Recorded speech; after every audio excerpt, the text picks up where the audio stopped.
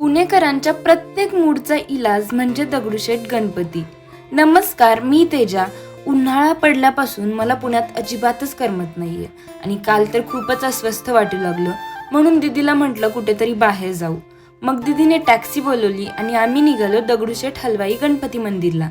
पण जस्ट क्लासवरून आलेलो त्यामुळे भूक पण खूप लागलेली, तर आधी चहा घेतला आणि दर्शनाला निघालो. बाप्पासाठी पूजेची थाळी घेतली आणि दर्शन रांगेत गेलो. पण आज गर्दी थोडी कमीच होती, त्यामुळे पटपट दर्शन पण मिळालं.